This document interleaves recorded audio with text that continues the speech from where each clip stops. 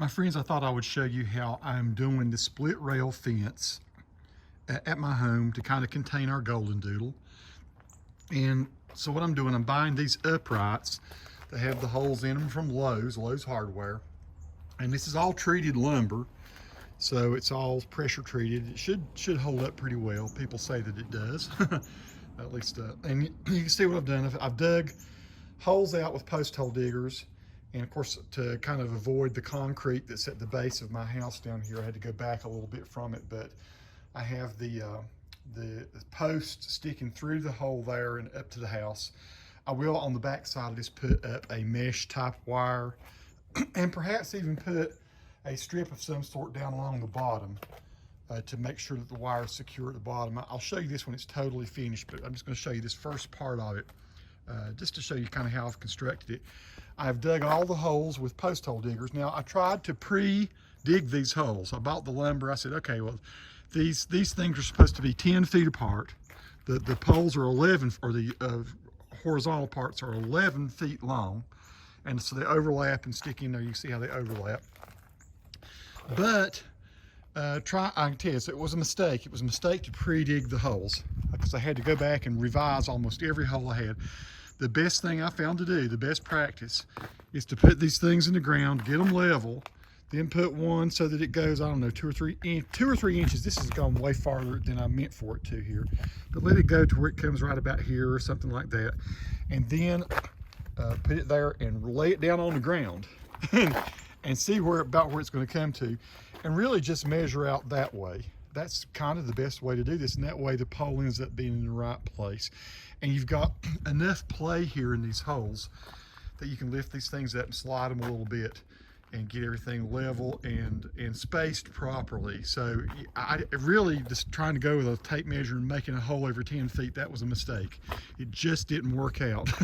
I promise. It was like every other hole was off 5 or 6 inches. You can see kind of where I first started digging that hole over there, but now I need to be slid back to over there. So I got pea gravel at a local landscaping place, and that stuff packs real tight. That's really cheap. It was only $45 for a ton of that. And I've got a piece of cloth in the bottom there so I can pull it out of the bed of my truck easier. So I'm packing the holes with pea gravel. Now this one here, this post, this upright, is not the same as that one over there. See how that's got the holes in it? This one is a corner. So I bought the corners, and I thought I'd just use the corner here for this because I'm going to put a gate here, and you can see those red gates over there. They look like agricultural type gates, and indeed they are. This one is it's an 8-foot hole. I'm going to have 2 4-foot gates. They're going to swing and meet together in the middle. I'm going to, I can chain them together or whatever. And but I decided to use those. They're lightweight. They're probably not even 20, 25 pounds a piece. And so these holes here, even though they have gravel on top, you can see I've got some concrete there. I put concrete in the bottom of these 2 4x4 holes where I'll use the corner pieces. Those corner pieces are meant to actually be a corner. You can see here, you can go in with one piece and then put another one of these things into there and do a corner. I thought, since these were 4x4s, a little more sturdy than those other ones, which are like, those are like 2x4s, aren't they? I think so, or maybe 2x6s. At any rate, I thought this would be a much more substantial piece to hang the gate from. So there is about half a bag of concrete in the bottom of that, and then gravel on top, and then about the other half a bag of concrete in the bottom of this one, and that should keep these things very stable. I'm not going to push them. I'm going to let them sit for the night. But I did go ahead and continue to build the fence. And so this honestly hasn't taken me a long time. I've worked about 4.5 hours on this. And so yeah, it goes pretty quickly.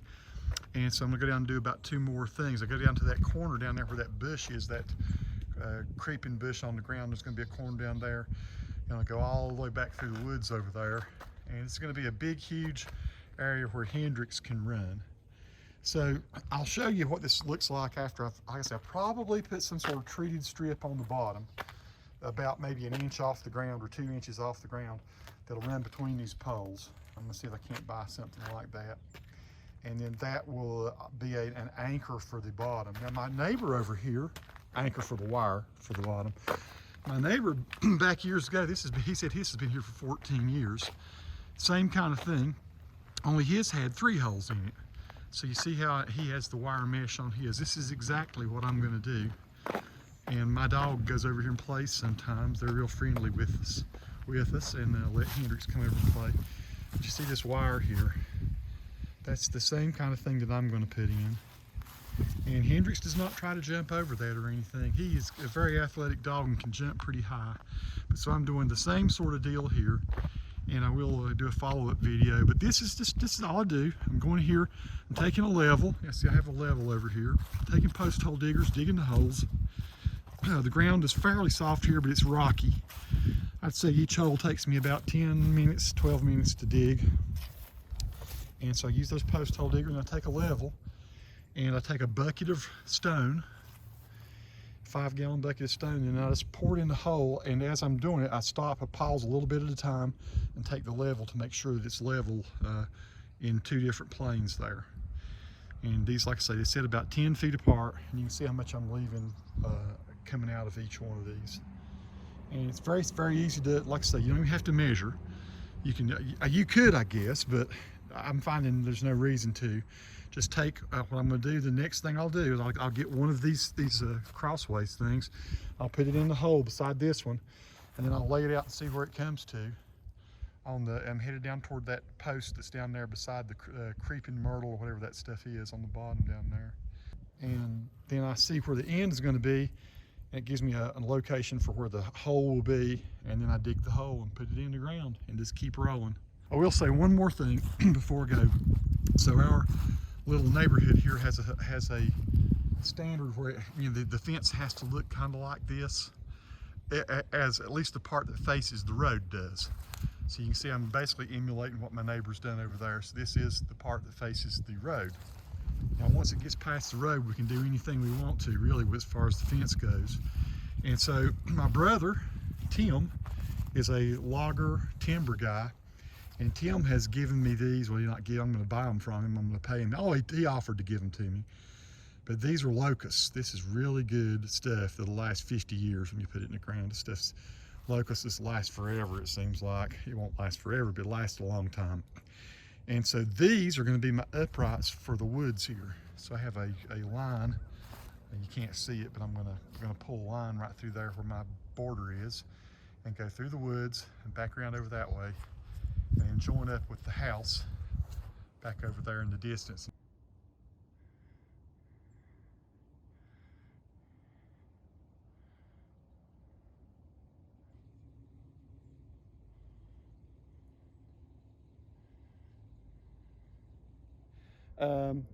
Just to let you know, this is the kind of fence that would contain a dog, probably not cattle or anything like that, okay? So when you look at it, the fence can be actually taken back out and moved, except for the parts that I concrete down. But it's very sturdy, and I'm going to show you how I do it. And I'm going to turn around here just for a moment and show you the split rails. Now, one of the things I'm going to do, folks, is all these split rails I'm putting in the ground, I'm packing the gravel in there real tight, pounding it in there with a stick, and that makes it pretty stout in the ground, but it still gives just a tiny bit. But then I'm taking soil, all the soil that you see piled up here at the other things are all going to be then brought around and put on top of this and packed in even tighter. So that's what I'm trying to do. But these split rails are going to, the actual locust posts are going to sit probably about 5.5 feet out of the ground. I may go higher with the wire. We might just use it to be, put bird feeders on the top of it, or squirrel feeders or something. So this is how it's looking with the locust after joining in with the commercial type stuff that we have there. We'll not have a bunch of cross pieces on them. These will just be wire going, and I put these 8 feet apart. These posts are 8 feet apart, whereas the other ones are 10. But the others do have the cross pieces on them. Yeah, so it's going to go up there past that burn pile that you see up toward those Leland cypresses, and then up the hill to the house. You see one of Hendrix's toys in the yard there in front of us.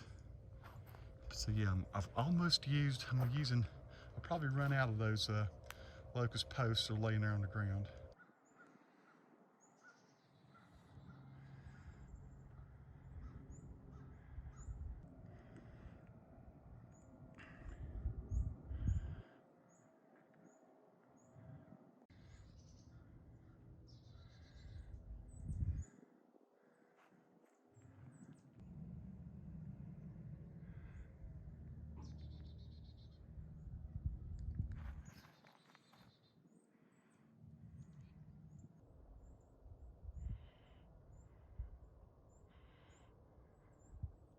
Amos and Foster Griffin helped me get the rest of the wire pulled. This is the first time Hendrix is going to have the yard that he can run around in, and he can't get out. There's still some tools and stuff laying around. You can see where we've got gates and stuff put up. I got to do some hole straightening and stuff. Hey buddy, look at this. Hey, you don't know that you're a prisoner. Look at this. Looky here. Hey, hey, hey. What are you doing? You're jumping. Hey, get up. Throw that blue thing there, Foster. See it right here by the tree? Hey, look there. Hendrix, look.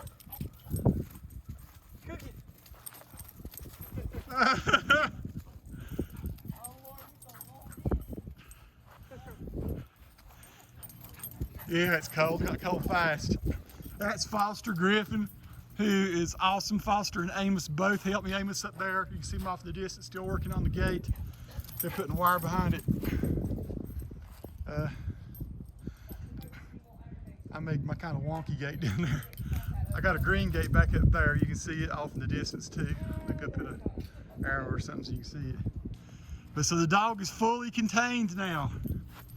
He's got him a plastic jug here. And he hasn't been, guys, he hasn't been able to run in weeks. A lot like this.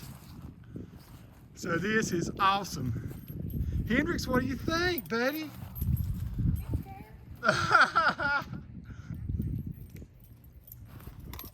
Fantastic.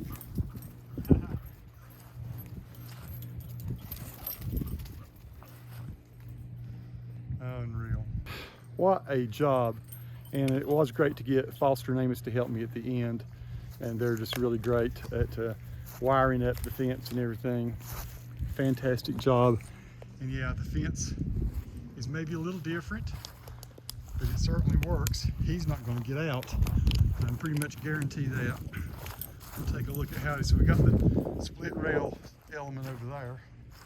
And this uses upright split rails with some weather pressure treated decking that I ripped for the bottom to kind of, and what I'm going to do, I haven't done it yet, but then the guys were going to help me, but it's running late. I'm going to about every 2 feet wrap some wiring on that to secure it to the bottom, to the bottom of that piece of decking. And you see here where the guys were doing that, sort of. They were starting to do that. So this is the kind of wire ball. It's 55-pound wire. We also used some 75-pound wire too from Lowe's. But here's kind of how everything's done. I got various scraps I got to pick up where we've cut these things to length. I did use a couple of trees here to run the wire into. Got a lot of cleaning up, a lot of tools and things to go pick up. But that's it. There's my burn pit. Got to burn some trimmings and stuff. I do have a gate down here that I installed. I got to straighten that pole up a little bit there. It's beside it. It's not quite level. So there's some wonkiness I got to fix, but all in all, it's really good. I'm going to play with my dog a little while, folks. Gosh, this is great. I've got a piece of wood underneath the fence, so underneath the gate over there, so I can get some gravel under it to kind of make sure he can't dig out from under the fence. But he is having the best time out here. Just poking around, he's learning what his boundaries are. And still got some dirt and stuff, little piles of dirt I got to scrape up and all. And like I said, I'm going to take pieces of wire, small pieces of wire, and wire every bit of this wire here to the bottom rail. And that will secure that. I really don't think he's going to try to dig out. He's not that big a pain in the butt. I ran short on one of my strips down here, so I just have a cross rail right now over that bottom right there till I can get the strip that's like that. I just ran out and didn't have enough to finish in that length. Just finding little blocks of wood and just having him time. He's been out here playing for probably the last 35 minutes or so. I still got, like I say, a lot of cleaning up to do. I'm gonna rake all this dirt out. I'll show you the green gate that we put up back here. I got this one at Rural King. Sorry for me to say that. That's the one for the back. the one that I'm going to end up driving the lawnmower through. I was going to put it up there where the cars are, but I rethunk that after the slope of the hill was just weird. And it was back here too, really, but I liked the idea of just doing a build up back here. Now this is just a regular old farm gate, 4 foot, and I put some chicken wire on the back. I just wanted to try one with chicken wire, see how it does. I think it's going to hold okay. I don't think he's going to try to escape from that either. So the boys, Foster and Amos, they took over back there about 40 feet today and ran all this wire. I let them do it while I was putting gates up. And they did a great job, fantastic job. You can see the wires down to the ground. Hendrix over there looking for a place to escape, he's not finding it. It's not going to happen, boy. So the green gate up here was about a foot off the ground. You can see I went and bought some gravel. I'm going to actually double that. It's going to be, I've got a lot more in the back of the truck over there. I just got to dump it and spread it out. I'm going to create a gravel ramp here that I can ride my lawnmower through. So this is a 6-foot gate that you can buy at Rural King. Very nice, swings real easy. Was pretty easy to install. I mean, basically just drill your holes in. I cemented those in, those 2 posts there in the ground. Should have used solid, but I used what I had. But those do have the holes in them, but that's all right. And say he's not going to be able to get out there either. The guy's joined up with the wire up against the house there. There's no way he's going to dig out from that either. So this is just great. He's having him a time. He has a little more than half an acre that he can run in. And I'm very happy.